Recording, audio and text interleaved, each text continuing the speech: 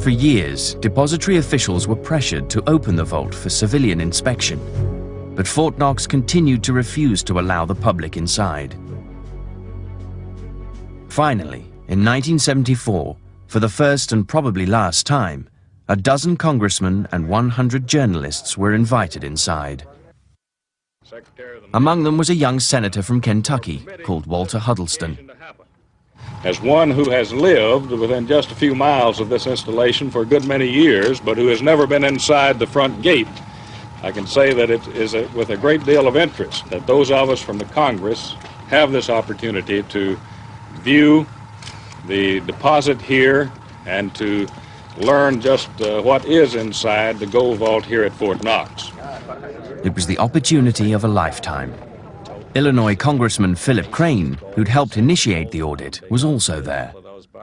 Congressman Crane, you suggested all this. Why? Well, I did because there were rampant rumors and members of Congress were receiving a great deal of mail based on the charge that significant portions of our gold reserves at Fort Knox were gone. So I had suggested to Secretary of the Treasury Simon that I thought this would be a good way, I think, to dispel those rumors. The secret contents of the vault were about to be viewed by the public and recorded on film for the first time.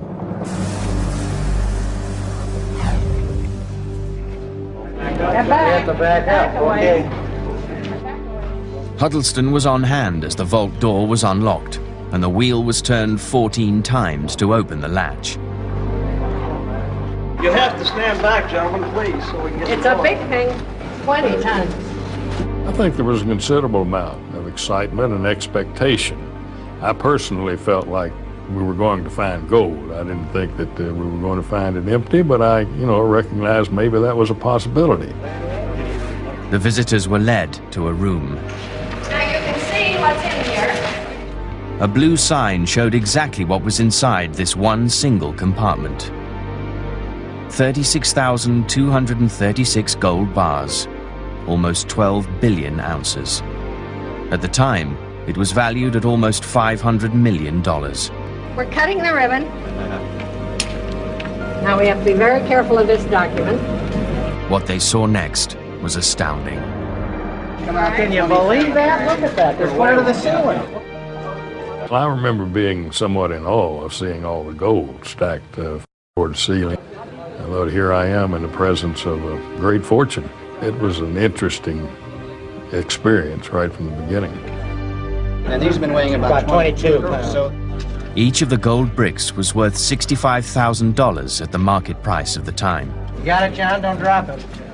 Bill Evans was one of the journalists allowed inside. Nobody knew what to expect.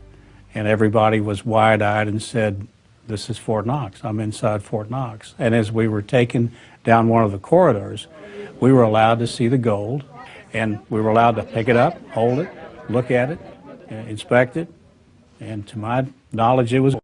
Let me get the measurements again. What happened then? Gerald Lush was editor of the News Enterprise daily newspaper. He too was there. I never had a doubt once I laid on it. Just the look of it, I just thought, that's the real thing. There's no way you could fake that. You got it? 22 pounds or thereabouts. Amid the excitement, director of the Mint, Mary Brooks, took center stage as host of the event. She wore a money green dress and a necklace adorned with gold coins. Miss Brooks, are you happy now that the gold is here? Oh, of course, I knew it was here all the time. I think she was having a ball. I mean, how many times do you get to make a tour and lead a tour of Fort Knox, Kentucky? First time ever. No photographer or reporter has been allowed into Fort Knox since.